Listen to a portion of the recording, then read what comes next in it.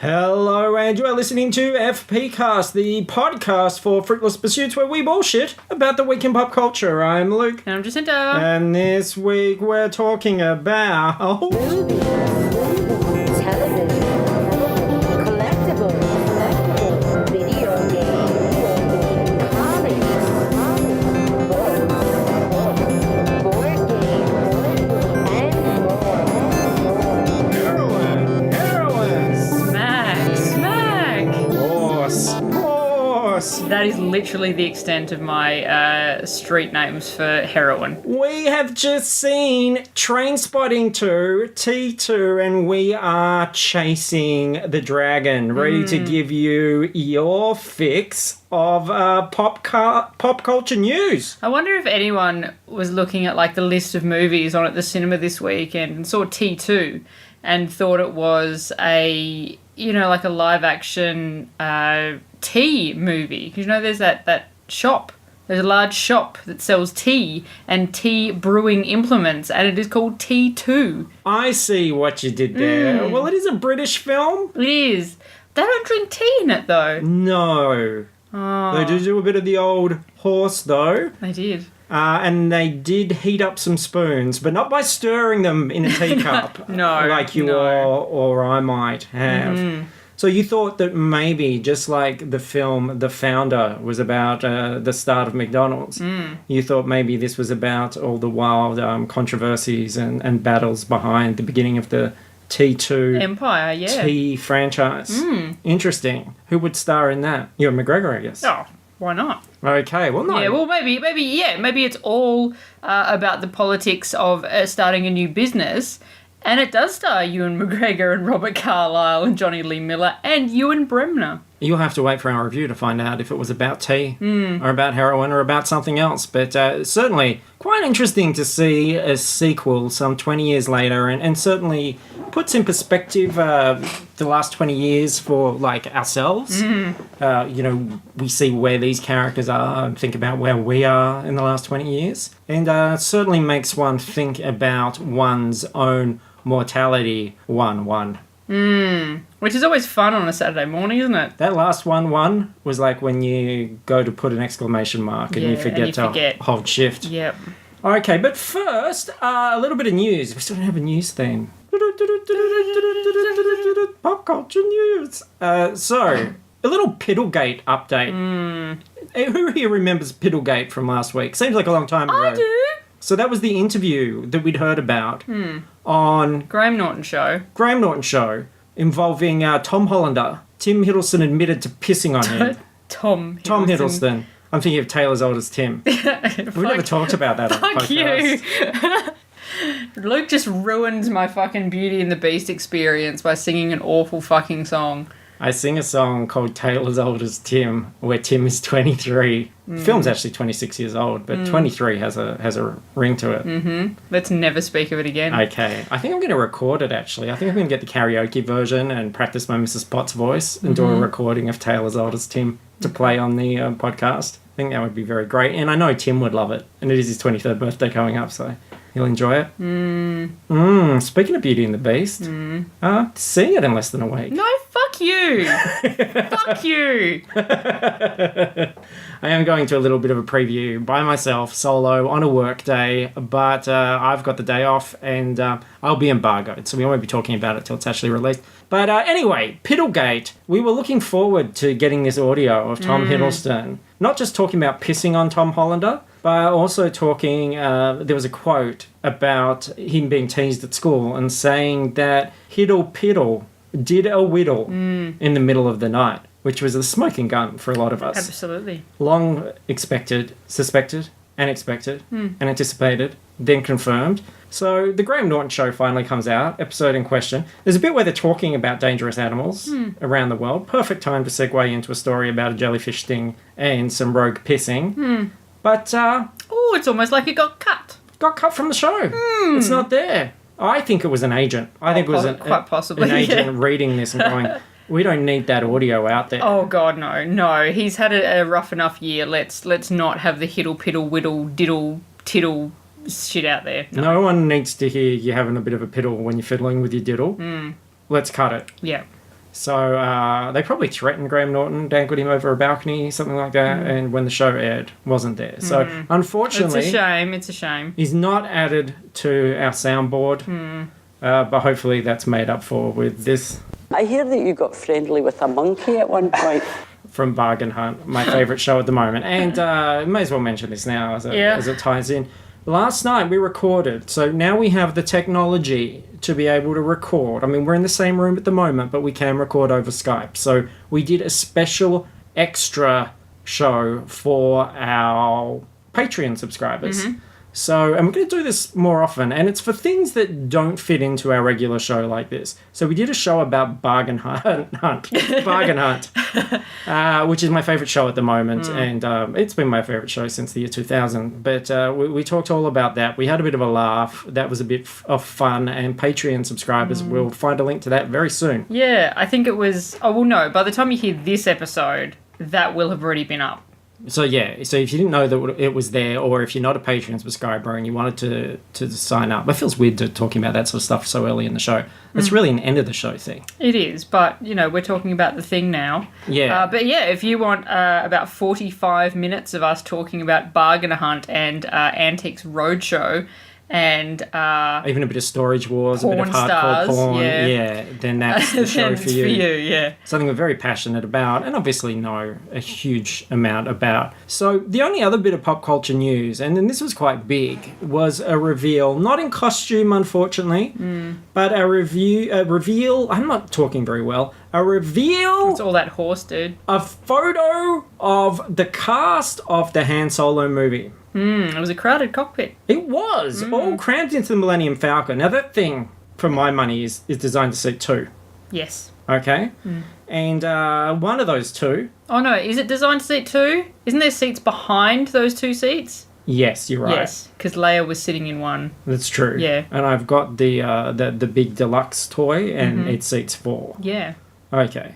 All right. See, this is pay why that. we didn't win our fucking Star Wars quiz night. Could be, but there was still way too many. And in my opinion, the co-pilot seat, Chewbacca. Yes. That's his seat. Yep. He was like standing at the back, like he just walked in and gone, "Oh, hello. Well, excuse me. Oh, thanks for inviting me. Well, you know, it's not Peter Mayhew anymore. No, it's what is he, like, Norwegian guy? Yeah, he's taken over. That's cool. I think it is cool. Like, Peter Mayhew is very old. Very old. Like, very fragile. He's so fragile. Like, if you think fucking Harrison Ford's gonna splinter when he knocks against the wall of the Millennium Falcon, Peter Mayhew is not far off. No, and this is a young, vibrant Chewbacca. This is Chewbacca in his youth. Chewbacca when he was full of piss and vinegar bacca. Just like ready to rip arms off. I'm sure he'll rip someone's arms off. Yeah.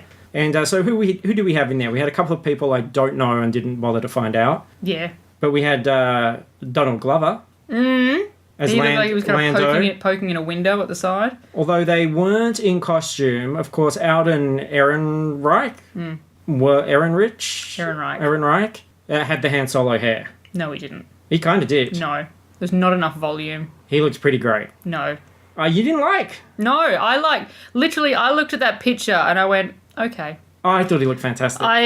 Literally, if you look at that picture again, my reaction to that picture was the same reaction as Donald Glover had being in that picture, which was, No, I'm a big fan. I think it's really great casting, and I can't wait to see him in costume and see him doing the role. I thought he looked really cool. And next to him was our little buddy from Game of Thrones, Emilia Clarke, with the dark hair and a fringe, looking a little bit Felicity Jones-ish. oh, she's probably going to be playing a fucking robot anyway, so it doesn't matter what she looks I don't like. think she will be. I think she's playing a person. What do you reckon? Let's just call it now. Could she be Rey's mother? The pilot. Would that... I think it works. Work? Yeah, because Han Solo obviously was involved in some way. He knew about Rey being left behind. Yeah. So this could be like... Oh, maybe, but it's like, does the entire universe have to be that up its own ass? You know what I mean? Yeah, why not? Like, does it have to be? Well, it was someone he knew, and this is a story about it. There's like someone he knew Yeah, but it's about more likely 20 years ago. More likely that it's going to be as part of the main saga and not really in these offshoot stories. So it's going to be something to do with Luke or something like that. Yeah, but I don't think Luke's got a vagina. Though it's hard to tell with those big robes. Well, yeah, and I mean, really, at the end of the day, wasn't Anakin like immaculate conception? So there's no reason why Luke couldn't just produce a fucking Force baby Out of his penis. Yeah. Do you think we don't know the rules of this world. Do you think we get to see that? Maybe. I don't know. He just forces out. It's just like a big fucking kidney little stone. baby. I'm just going to rub out a bub. What are you doing back there? Well, ever since I got this mechanical hand, I've been rubbing out bubbies. All over storing the them in the corner and they just hatch when they're ready. Yoda's like, please, Luke, we prefer the term midichlorians. Anyway, that got silly. That's not a good way to report on the news. Actually, I think it's a very good way to report on the news, to be honest. And our Fleabag was there. Phoebe Waller-Bridget Waller, something or other. Anyway, she was there, and Woody Harrelson. So what a jolly little cast. Absolutely lovely. Print it on a collector plate. Put it on your shelf. I love it. I can't wait. And do you know, it's coming out in May next year. Okay. So less than 6 months after episode 8. So I hope you like Star Wars, because there's a generous second helping turning up straight after. So can you imagine? Hard to imagine. Like, what a world we live in when all this stuff is just everywhere. I don't know why they're bringing it out earlier in the year. Why don't they just go December releases for everything? I don't know. I'm sure they'll get pushed back anyway. Fucking everything gets reshoots now. I don't know, but it's like Lord and Miller. I reckon they're pretty good at churning stuff out. I think they're like way more decisive filmmakers than, say, J.J. Abrams, who's a little bit of sort of that nervous Woody Allen kind of thing about. I'm not. Oh god, don't compare him to Woody Allen. Yeah. Oh my god. Very nervous around Asian women. schools. I'm kidding. It's a joke. Didn't mean it. We're gonna stop talking about that right now. Keep talking. Well, if you insist. Oh, the pink line of Scarlet. My favourite line on the whole soundboard. Hey. We stand here amidst my achievement, not yours! And I, of course, am talking about my achievement being this beautiful soundboard. And that was a requested soundbite of Krennic from a 5-star review on the American store from Freshly Blooded Orange. Thank you so much. Obviously, Rogue One isn't out yet. So we had to make do with the audio that we could get. Off YouTube. Not the best audio, but there he is. There's Krennic doing his thing. We stand here amidst my achievement, not yours! Playing down the Australian thing there, isn't he? Fucking tell him, Krennic. You put that CGI dickhead on his ass. We stand here amid my achievement. Fucker, not yours, dickhead, get out of here. He fucking pulls the durry out of the brim of his hat and fucking lights up and walks off and then flicks the durry over his shoulder and sets Tarkin on fire. Speaking of Beauty and the Beast, don't you reckon like you could do an Australian version called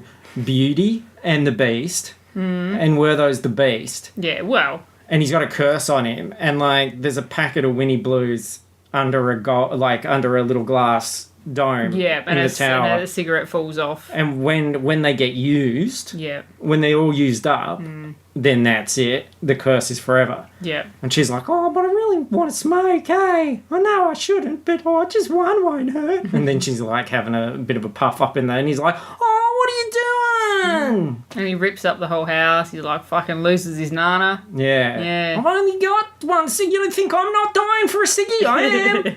That's why I put him under the glass, you dickhead. You're such a dickhead, Belle.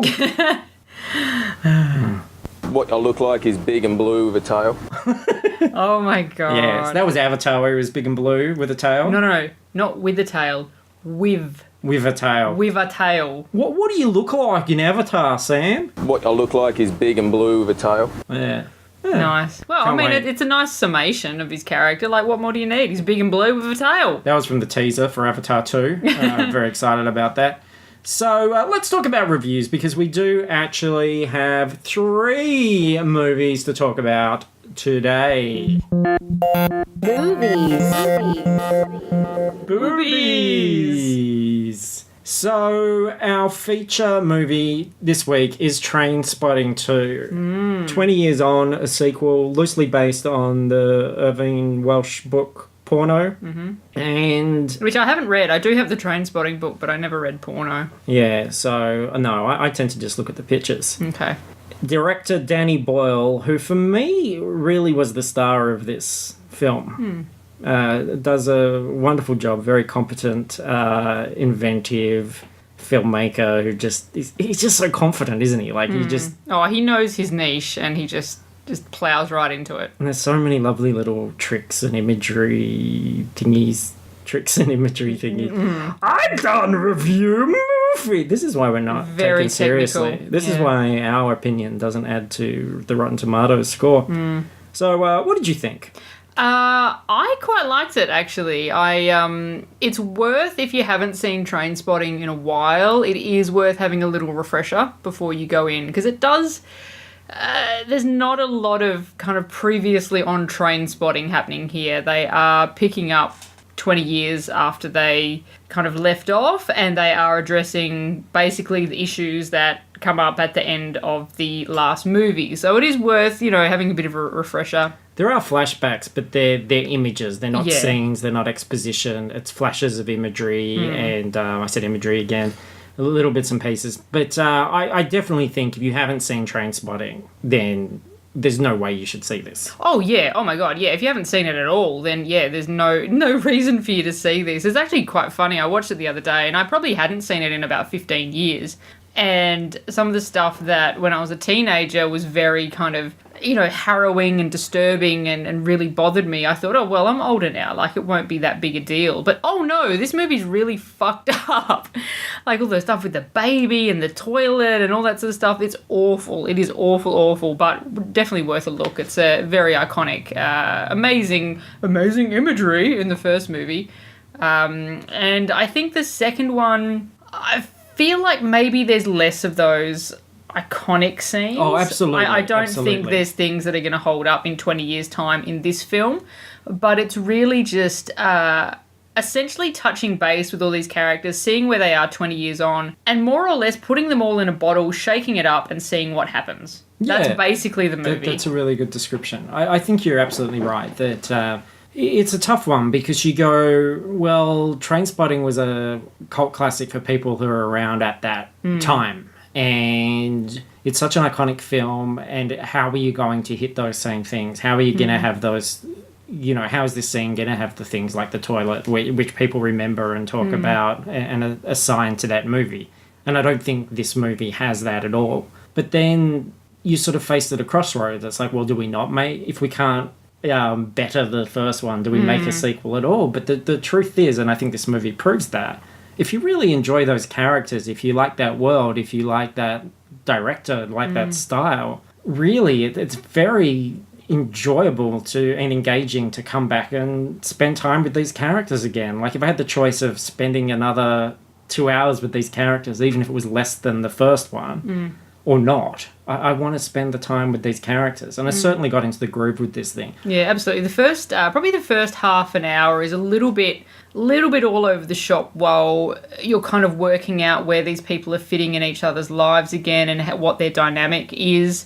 But I was finding the last sort of 45 minutes, half an hour, I didn't want it to end. Like I wanted to stay with these characters and see, how they progress. There's not a lot of kind of narrative. There's no story to this. It is literally these characters spending time together. Yeah, because half an hour into it, I was thinking there's no narrative drive here where I go, oh, this is a movie about this particular thing, or this is the character's main objective. Like, it doesn't really do that, but it's still really packed with meaning, and I think that's one of those films that, you benefit more and more as you kind of watch, because...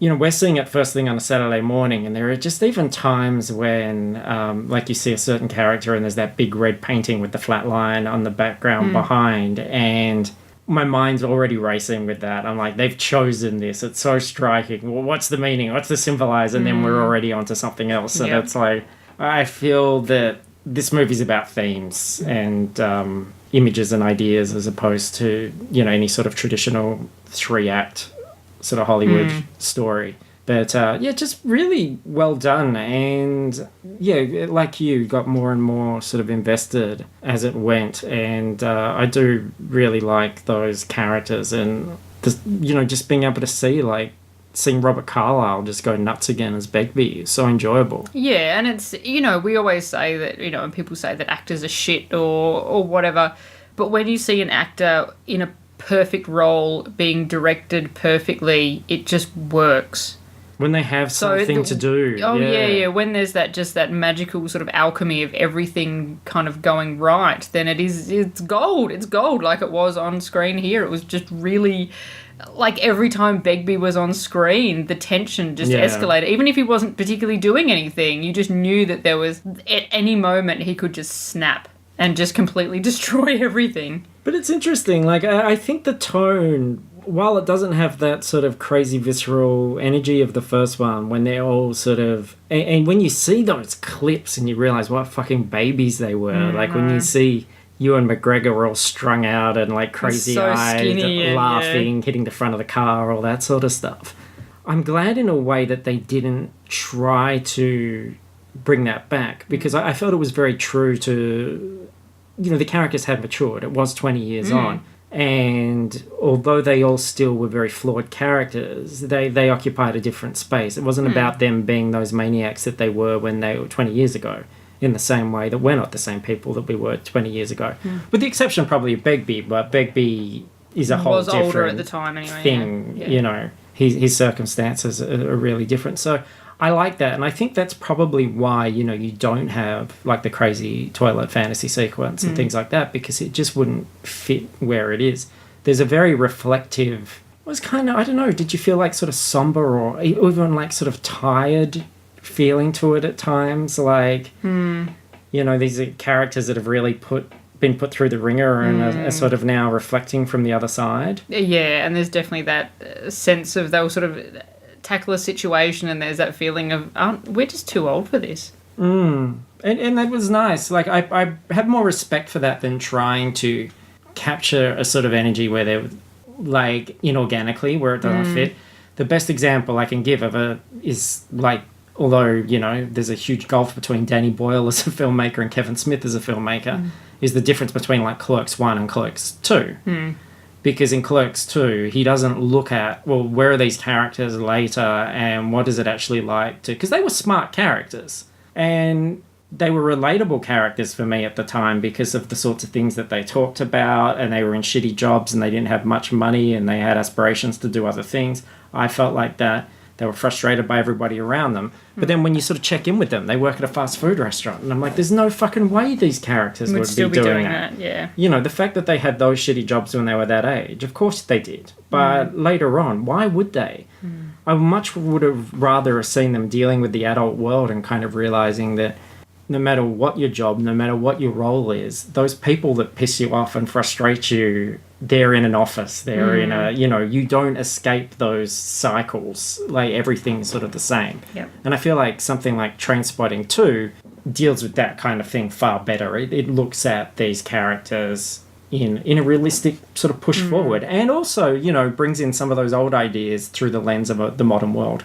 Well, what are the challenges and things that we spend time on and care about, and, you know, what do we choose now? And I like that aspect of it. And I think that's where you really had no choice but to divert from the book to a sense, because the book wasn't written now. Yeah, no, the book was a good 15 Yeah. years ago, if not close to 20. So you had to do a realistic look at these characters in this current world. First movie I think I've seen that uses Snapchat filters, so give you a sense of the kind of things that it's touching upon. Well, yeah, and I guess in the sense that Trainspotting was just a snapshot of that area in that era, you know, at that time.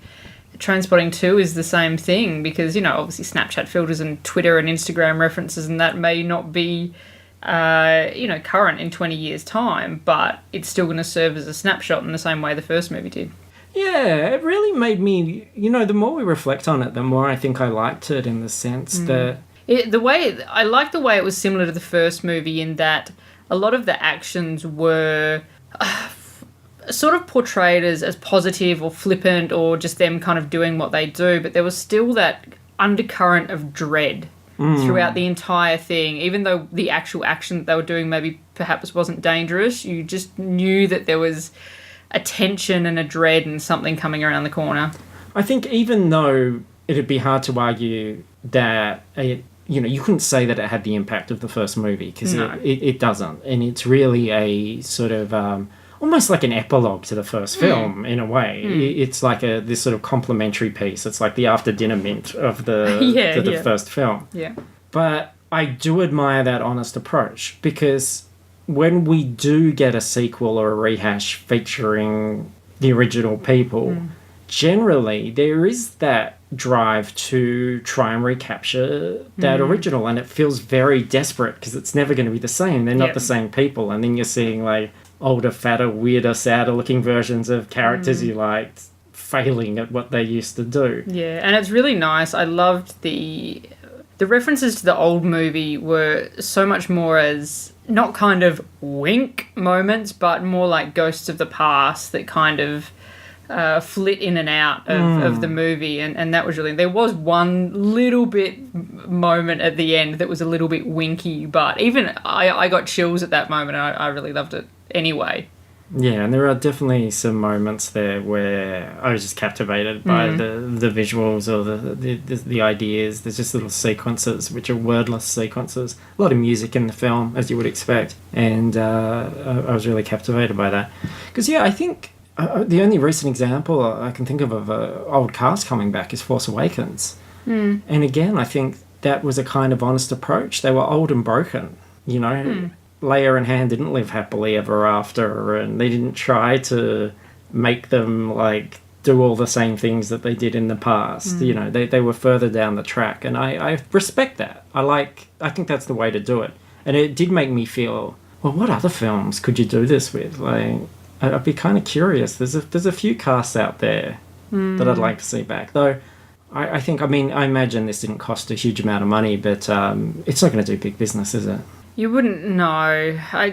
It's a tough one. I don't know. I mean, there's definitely that nostalgia factor that if you were around at that time and did see Trainspotting and enjoyed it, then you're probably most likely to go and see the movie, but then are not those people of an age where they probably have kids and mortgages and they're going to wait until it comes out on online streaming to watch it anyway. So it's a kind of a tough one. I think it's worth noting as well that there is actually a moment with characters in the film which is a critique of nostalgia and of making these stories important, and that is a sort of mechanism. And what was it? You're a tourist in your own youth or something like that? Yeah, I was just like, there was part of me that just went, oh shit. Because I am definitely guilty of that sometimes, just taking a trip into memory lane and then going, you know what, actually I think I like it better here. Yeah, so I liked that awareness. No, it's crazy, like, because you look at these characters and you think, oh, so much has changed in 20 years, and then you do have to turn that like mirror on yourself and then go, well, where was I 20 years ago? Like, I was 20 years old,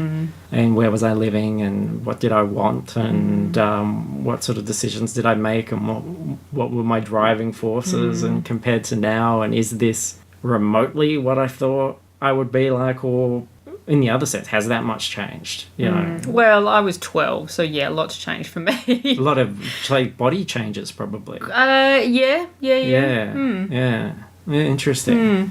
Anything you want to elaborate on there? If you're alluding to the story that I told in the car about Ewan McGregor, I was saying in the car I was thinking like with body changes, but sure. Yeah, tell that story. Fine. Well, no, I thought you were trying to not be creepy for once in your fucking life. No, I was saying in the... Oh, don't you dare! Don't you fucking bring her into this! We can both press these buttons. They're like right in between us. No, you're like fucking Gollum with that thing. No, like, Precious. I'm not. Look, there you go. No, anyway. You're pressing my buttons, pal. Get fucked. Yabba, come on. Oh, okay. All right, Diego. All right. Calm the savage bitch. Diffuse the situation. No, well, I was saying when about 12, when this movie was coming out, is probably the first time I kind of saw Ewan McGregor in anything, and he was my first kind of actual proper actor crush beyond like, me liking Dean Cain and Lois and Clark and shit like that. Yeah. And so yeah, it's funny that he's kind of the thing that's almost been with me for the last 20 years in that bizarre way. Because I remember when I was a kid being so excited that he was in episode 1. I was like, this is my guy. And he's Yeah. in Star Wars, and I'm thrilled. Well, I was reflecting on that too. This idea that people forget because they're so upset about Phantom Menace that when that cast was announced, that was a really hip, contemporary, like finger on the pulse, cutting edge cast in the sense that I remember thinking, well, hang on. You got the guy from Trainspotting, the guy from Pulp Fiction, and the girl from The Professional in this thing. Like, that was just amazing. But then, as we said, it's not about whether people can act. They had nothing to do. They had nothing meaningful to do. Like, there's no one with that script and that direction that was going to make that better, I don't think. I mean, the person that gets away with it the most foolproof is probably Liam Neeson, and that's because he's of an age and a sort of gravitas where he was and established, where he was like, I'm just going to do what I'm going to do. I know I was saying to you, in the car, I was like, oh, I don't even know where I would have known Liam Neeson from in 1999. Darkman, Sam Raimi's Darkman. No. Have you ever seen Darkman? No. It's this like crazy sort of low budget superhero movie where this guy gets blown up in an explosion and then he wears like a kind of fedora and jacket and he's all bandaged up and his face is horribly like burnt and disfigured. It's kind of like part monster movie, part superhero movie, and Liam Neeson is Darkman. Oh, right. Okay. Yeah, really bizarre. Anyway, I know that sounds completely irrelevant, but I guarantee someone there's just like, Darkman! I remember Darkman! I remember that. Well, hey, listen, buddy. We stand here amidst my achievement, not yours! Dickhead. It did make me seeing Ewan McGregor sort of raw-dogged, like without a, Jack the Giant Slayer moustache or he's not a candle or whatever. Did make me appreciate him again. And nice to see something where they haven't prettied him up, where he's looking his age. And it did make me really want Star Wars story, a Obi-Wan anthology story. He deserves his redemption, and the character deserves a redemption. Yeah, and even more so, I thought it would be really fantastic to have Danny Boyle direct it. Like, if Danny Boyle has any interest in... And I imagine, like, Star Wars is the ultimate toy, that no matter what kind of films you make, you sort of feel like, let me play around in that universe. I'd love to see that. I think the two of them could do something really special. I know it's, like, tricky. It's the obvious is, well, do you kind of do a Tatooine Western style movie where Obi-Wan gets sort of drawn into some conflict and has to... I think there's been comics like that. Or does he have to sort of leave Tatooine for a little bit and go and do something? I would love to see Yoda with him. Okay. Yeah, I'd love to see something where they got called into action and got to play around with that crazy hermit / crazy little alien hobo thing that Yoda's doing in Empire. Okay, so like, oh God, what was the Walter Matthau movie? Grumpy Old Men or whatever? No, I'm thinking like, they're roaming around like these sort of like rogue samurai guys and Yoda's on his back in a basket and, acting all crazy, and it's just like... They're sort of like Lone Wolf and Cub, the samurai pushing around the little baby in the basket. Yeah. And they're sort of doing things. I was thinking, like, obviously they can't have Vader in it because Obi-Wan can't run into Vader again. But what if it was something like some Jedi temple or artifact, something really important to the Jedi and sacred to the Jedi was in danger from the Emperor or something like that. They were, and they had to go and travel to that because it was Jedi business. This was something you couldn't hand over to anybody else. This is like our secret, sacred shit. We have to get out of hiding and we have to fix it because no one else... Temple of the Wheels thing. Yeah, no one else can do it. Like, that's our job. So, I don't know. Interesting.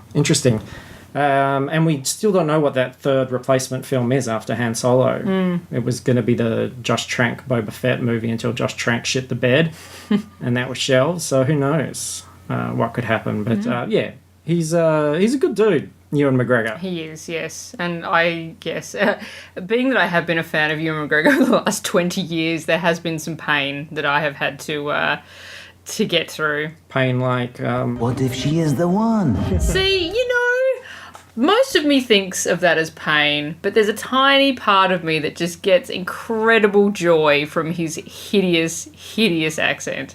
And look, he might get better as the movie goes, you don't know. Maybe. I'll know next week, but...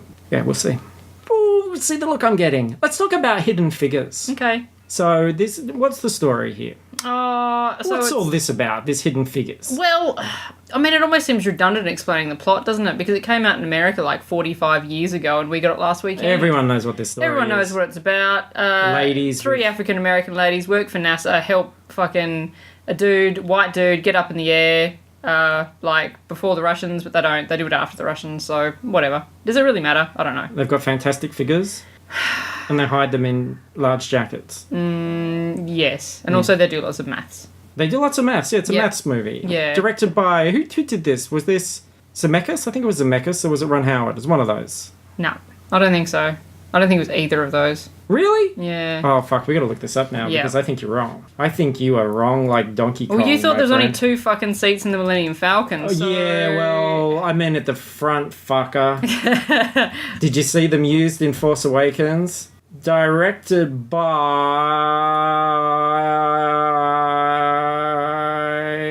Theodore Melfi. Fuck you. Fuck you! What was the Robert Zemeckis one? Oh, I don't know, but it's not fucking Hidden Figures, is it? No, it's not. My whole life is a lie. He did Back to the Future 2. Is that what I'm thinking of? Maybe. Hidden Figures, Back to the Future 2. Kind of allied was him.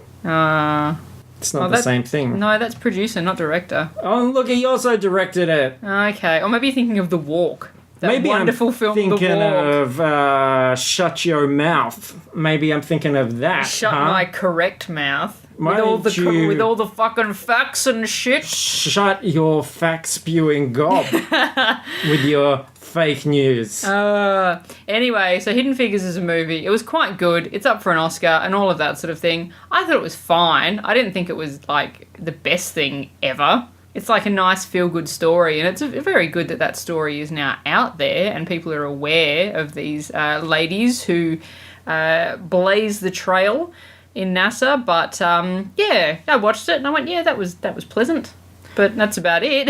Yeah, if we're going to talk about it in terms of like the Oscar race, it just doesn't have the innovation for me. It's the strength is the story. It's a really important story, and it's raised awareness. Everybody knows this story now, which is fantastic. But as a film, it's not as innovative as La La Land or Moonlight. Like, I think they're the contenders for the Oscar. Yeah, and I mean, the performances were quite good. Like, Janelle Monáe's fantastic. I think Taraji P. Henson is fine. She doesn't have really that much to do. Like, if you look at her in this versus her as Cookie every week in Empire, where she has a massive range of kind of character there to work with, this is a bit sort of meh. It's too constructed for me. Everybody's either an angel or an obstacle, and people do say very important speeches, and it's quite moving, but they're very screen-written speeches. It's hard to find the real people in that story, whereas you can't imagine someone doing a big scripted Oscar speech in something like Moonlight, which is so much realer and it has so much more humanity and makes you really think of the people. So it's not really about the people, it's about the issues. And Kevin Costner is too like, I'm going to save the day and I'm going to be the guy that does everything right. Yeah, ironic that Hidden Figures is more of a white saviour movie than The Great Wall. And I talked about this on the B-movie thing, but the scene that really shits me is when he says, like, everybody's going to have to work way harder, forget your weekends, forget your family, and if you think you're going to get paid more, you're not. And if you don't like it, leave. And you're like, whoa, there's the next injustice that this film needs to figure out. No, that's naturalised. That's what it means to be a good American. You just get exploited. Work hard till you die. By the man. The white man, Kevin Costner. He drank his own piss in Waterworld, let's not forget, before we put him too high. Never forget. On a pedestal. He's like, yo, you worried about walking to the coloured bathroom? I had to drink my own piss on a raft of my own building. I mean, who's truly suffering here? You know? Not a lot of people know that Hidden Figures is set in the Waterworld universe.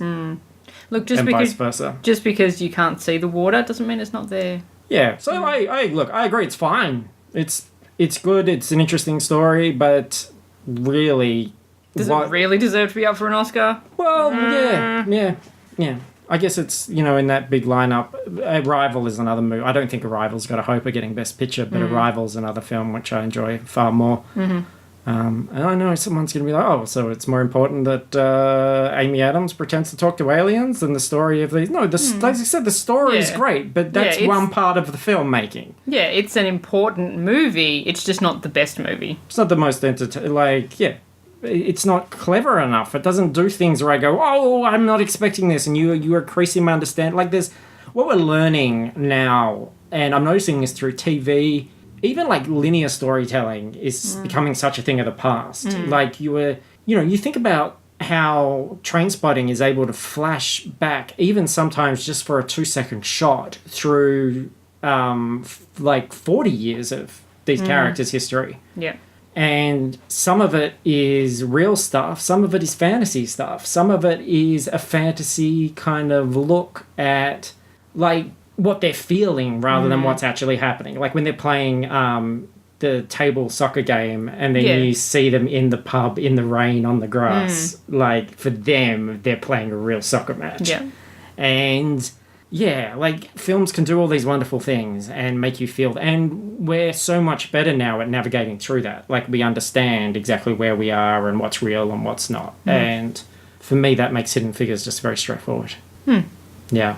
There's an article on the Mary Sue about banal criticism of Hidden Figures, and I feel like if anyone heard that, what we just said, they would feel that we were guilty of that as well, that we didn't really understand the core of why it's important. But we're saying the movie is definitely important. It deserves to exist, and I'm very glad that it exists. I'm glad that I have seen it, and I hope a lot of other people see it. But it's a better story than it is a piece of art. yeah, Yeah, I agree. yeah. All right, now I'm going to really change gears. Rings. I saw Rings with Ian, which was fantastic. Friend of the show, Ian. Really good, because I don't go on many mandates. And I was never going to see this film. And this was a mandated mandate. We went and saw it. It was great to just go out in the week, have a beer, see a movie with a friend. Really enjoyed that. So thank you very much to Ian. Now, it's not a good film, and I don't recommend people go and see it. And I think only the hardcores will anyway. I know there are like hardcore horror fans that'll go and see whatever. I think what I want to draw people's attention to, though, is that I really felt there was a big sort of bait and switch with the trailer, because we talked about the trailer on this show, and there are a couple of ideas there that I praised from the trailer. I really loved the idea that the original Ring, you've got this videotape that's being sort of physically copied and handed around, and suddenly, like, you do a Ring movie in 2017 and the technology just makes it so different. So in the trailer, you see Samara and the Ring video appearing on screens in a plane, and Samara seems to attack the plane, and you also see it going viral across the internet and like being all these pop-ups of emails sending it all over, and people going, hey, check this out. And I'm like, wow, I want to see that. That's the movie I want to see. I want to see what happens when you put the Ring in the plane, when you send it to everybody. That's not what this movie is. So the plane thing is the cold open and has no additional horror footage than what you see in the trailer. Okay. Like, just when it's going to get interesting, just like in the trailer, it stops. Okay. And the thing going viral is the very end of the film. It's like, oh, it's going viral. Shit, what's going to happen now? The end. That's your, like, cliffhanger. So the rest of the film really is just that typical, oh, we got to solve the mystery of Samara and this tape. And it's actually a sort of kind of slow-moving thriller, which is part It Follows, part Don't Breathe, surprisingly enough. A lot of it's set in a small town and just doesn't mind the ideas that it promised. Even the idea in the trailer of that sort of day 1, day 2, day 3, and you see that escalating horror isn't mined in the film. Like, she's got the 7 days to live, but there's no sense of, are we on day 3, are we on day 4, are we on day 2? You don't know, and the horror's not escalating either. And some of the things that they sort of show as day 2 are actually happening, like, right at the end of the film. Yeah, right. So it's a very, very misleading trailer. So if you like the ideas in the trailer and that piqued your interest, which, I got to be honest, that piqued mine, do be very careful. Buyer beware, because I don't think that's the movie that you're going to get to see. You're going to get to see a pretty low budget movie with Vincent D'Onofrio and Johnny Galecki as his sort of biggest stars. And even that, Johnny Galecki's got, minor spoilers here, but he's got this kind of lab for experimenting and trying to figure out this ring thing. And it's kind of like part lab, part rave. It's a whole level of a building. And there's all these teenagers who are there and like seem to be smoking or drinking or partying or spun out, and he's sort of investigating all these ideas about it, and you think, okay, well, this is like weird, but this is something. You know, this is different. And then it just jettisons that part of the story. It's like, we're not interested in that anymore, and you never see it again. Okay. And you think, well, what happened to all those people and that research, etc., etc.? It just kind of doesn't really worry about any of those characters. So, yeah, a real shame, because it does have some okay moments in there, but it's just not well directed. The tension never ratchets, and I think direction is everything in horror, because you can take the simplest ideas. Plus, you know what? Samara as a fucking horror icon, and I'm sure someone can explain this to me,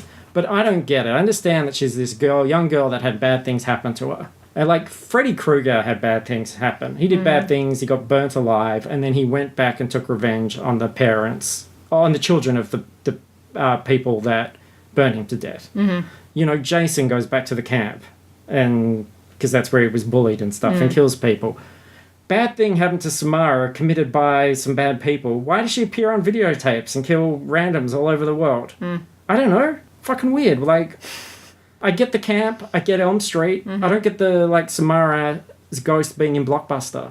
Don't get it. So, yeah. Not a fan, and I'm afraid I do not recommend that. There are far better things for you to be seeing instead of Rings. Wait for it to be free somewhere. Now, finally, let's talk about some Television.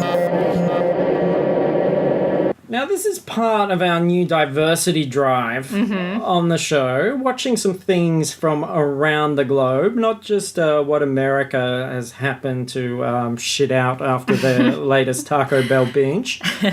And this is a show called Goblin. And the full title? Oh, what is it? The Goblin, the Lonely and Great God. Okay. So it's set it up for us. Oh, this is a hard one to describe. So this is a Korean show that came out last year, I think, and it had been very popular. Like every couple of years, there's a very, very popular show that kind of all the kids are talking about. All the kids are talking about, and Goblin is it. So it's about a goblin. It's about a dobeki. Yeah, because when I hear goblin, I think little green guy, ugly face, he likes gold, he eats bones, he like does things like picks his nose and eats it. Yeah. That kind of, that's not what this is. No, this is a Korean goblin, which is a bit different to the classic green ugly goblin of Western fantasy lore. So in this one, it's the first episode, well, the first half of the first episode is pretty crazy because it's just setting up all of this stuff that's going on. So Goblin origins. Goblin origins. So there's this like warrior guy, and he's like Kim Shin or something like that, and he is like this massive, like crazy, amazing warrior. He's totally pimp. And like he kills all these people, and then something happens, and the king's angry with him, and the king kills him and a whole bunch of people that he knows. But then Kim Shin gets resurrected, but because he's been kind of like a badass warrior and killed a lot of people, he gets resurrected, but his punishment is immortality, and he has to then watch all the people that he loves die and remember all the deaths of all the people that he loved in life. Yeah, and the only way that he can free himself from this curse is to meet the Goblin Bride, which is, I don't know, just like some girl who can see his sword and then remove it from his body, and then he will be released from his curse. Because the goblin mythology is tied to the object, so the sword. So like a butterfly lands on the sword is soaked with his blood and the blood of others, and that creates the goblin. Yeah, I think so. Yeah. I'm not, the first half I'm not 100% sure what's going on here, but I am enjoying it. The first episode is an hour and a half. Yes. I only got halfway through it, because I only got onto it last night, and but I got pretty much through the origin and into that sort of contemporary part. And as we hit the contemporary part, there's something about it that feels even a little bit kind of Death Note for me. You've got another supernatural character that's roaming around as well, which is a Grim Reaper. He's a Grim Reaper, and he wears a great hat and a leather coat. Yeah, so he... and they can see, because they're both supernatural, they can both see each other, and they're like, oh, you, and he's like, oh, you, and they don't really like each other very much. And it seems like the premise seems to be that perhaps the goblin ends up cheating him out of a death. Yeah, so there's a lady that gets hit by a car, and she's pregnant, and he sort of walks over to her like, oh, what the fuck is this? And she's like, oh God, even if you don't save me, save my baby. And he's just like, oh God, I can't be bothered with this shit. And so he brings her back to life. And she was meant to die. So when the Grim Reaper comes to collect her, he's like, what the fuck has happened here? He's been ripped off. He's been ripped off. He's like, I don't come around and tell you how to do your goblin-y job. Like, why don't you pick your nose and eat it more, or be more interested in gold, or eat some rat bones or anything like that. Yeah, absolutely. So why you got to mess with my business? For sure. I've got paperwork. You think I don't have a boss? Yeah. So Grim Reaper was kind of pissed off. And then it turns out that the baby that the lady was carrying, once she's born and grows up, she may or may not be the Goblin Bride, because she can see spirits, she can see all these supernatural dudes. So there's your triangle. Yeah. It's funny because, obviously there's a cultural difference. It's interesting where, these sorts of shows rely on some sort of knowledge of the basic archetypes of that mythology. And I guess some of the stuff that we do, that Western world does, that we take for granted, must be just as bewildering as to why, what the fuck is this? Like, what's going on? And, especially at the beginning, I'm like, this isn't a big budget thing either. There's something sort of a bit cheesy about all this. But that said, there are some moments where I was like, oh, like on the boat. A bit on the ship, Yeah, where I'm like, oh, fuck, okay, this is something. So... I gotta say, everybody so far from what I've seen has been very kind of sort of stoic, uptight characters. Like there hasn't been a lot of personality or comedy or anything apart from that little kid in the crazy hat. Towards the end of the episode, once the dynamic of the three of them starts to get a little bit more settled, the female character is about 19 when we get to present day, and she has a lot of personality. I think you would like her a lot. And Sorry, do you think I'd like her a lot? Don't you dare.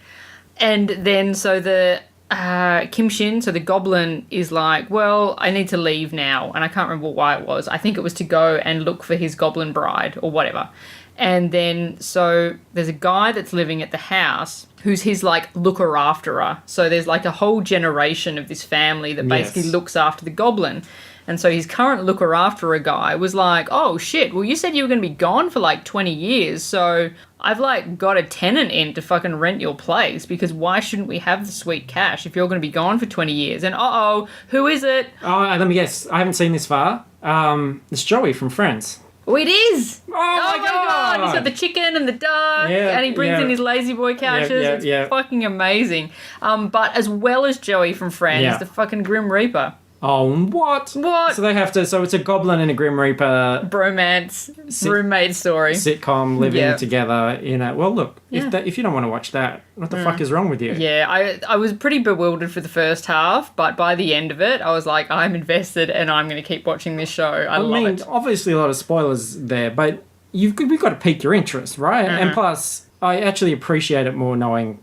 The setup. I needed to understand that premise because and it's an hour and a half of setup. There's not a lot of plot advancing. No. It's an hour and a half going, this is your groundwork and we're going to move on from there. And slow-mo butterflies on swords in fields. And so much soft focus. And you're just like, well, is this really going to be part of my life or not? But that's interesting. Goblin. Yeah, and I mean, it's super popular, and given the amount of these sorts of dramas that are churned out that nobody ever really talks about, if this many people are talking about this show, it's worth it. Is he a cock goblin? I don't know. We've only seen the first episode. He might be. So he might be cock goblin later on. He might be. Well, I mean, a lot of people do talk about loving the bromance between the goblin and the Grim Reaper, so maybe. Do you remember that B-52 song about the cock goblin? It wasn't a cock, it was a cock goblin. You're a bad, bad person. Yeah. All right, so it's a kind of I'm not recommending it yet because I'm just I'm curious. I'm finding my way through You're it. gob curious. My gob is curious. I'm interested. I'm like Goblin. He's how would you describe this man? This goblin? Oh, he's handsome as shit. So he's a handsome goblin. The first time you see him, it's like 1960s Paris or something because he can swim. I think he can go through time or something. No, I think that's just him living Is it? on from Yeah. when he was resurrected on the battlefield. Oh yes, it is. But the show switches back and forth in time. Yeah. So it's just he's been around forever. Yeah, and the first time you see him, he's in like Paris wearing this amazing suit, and I'm just like, oh my god. Yeah, and he's kind of like sort of like a Mary Poppins type character who solves problems for kids. Oh yeah. Yeah. Just a spoonful of sugar. Or whatever the spoonful of rice cake. Spoonful of heroin. Trainspotting. Look out. Oh my gosh.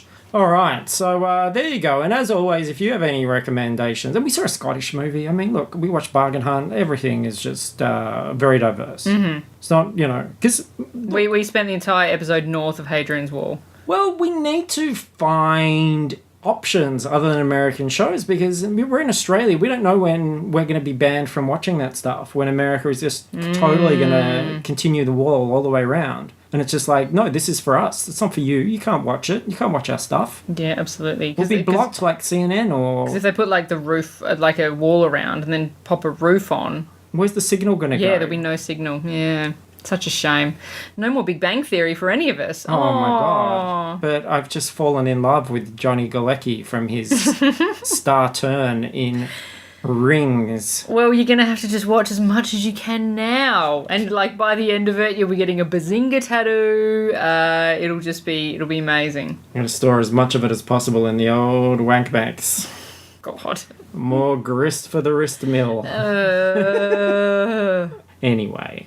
I think that's our show. I think it is. I think that's nearly more than enough. So, thanks everyone for listening. Please go to fruitlesspursuits.com to find out everything that we're doing. It has links to our Patreon. It has links to The Book Was Better, which has been maintaining its weekly schedule, which is fantastic. Coming up tomorrow is The Last Starfighter with Hector Wiener, so that should be a lot of fun. And also links to our Patreon. Now, we don't on the website say when a new Patreon thing comes out, so you'll have to look on our Facebook page or check out the Patreon itself for that. But as we said, there will be a Bargain Hunt episode there, just as a little bit of extra fun and nonsense. And if anybody it sounds a bit weird and stilted, it's just because we were trying out a different form of recording, so don't blame us. It sounds good. Does it? Yeah, it sounds great. It doesn't sound weird and stilted. No, it sounds perfect. Cool. You wouldn't even realise that we're not in the same room. Yeah, I mean, I couldn't hear myself when you were... No, I couldn't hear you when I was talking, but that's the way I like it anyway. Yeah. Yeah, it's good. Yeah. There's one moment now where I think, oh, you didn't hear what I said because you didn't react. Okay. Yeah. That would be why. It wasn't filthy or anything like that. I don't believe that, but sure. Well, that's true, so believe what you want to believe. Well, I'm the one with all the facts, mate. Well, yeah. I think Robert Zemeckis would have done great with Hidden Figures. He could have he could have given a role for Benny the Cab from Roger Rabbit. What's he been doing since that? Not much. Who knows? Baby Herman. Haven't seen him in a film. Maybe you could look it up and you could bring that to the next show. I'm going to look up one of those Where Are They Now clickbait articles and find out where the cast of Roger Rabbit are. Okay. Where's Baby Herman now? In the bin. In the bin. Which is where this belongs, so let's wrap it up. Okay, thanks everybody. Catch you next week. Until then, rub out some bubbies. Camelot. Oh, I gotta press the button. There won't be another Camelot. Not another Camelot. Doobie doobie doobie doo. This is how we doobie doo. Oh yeah, podcast time. It is really fun.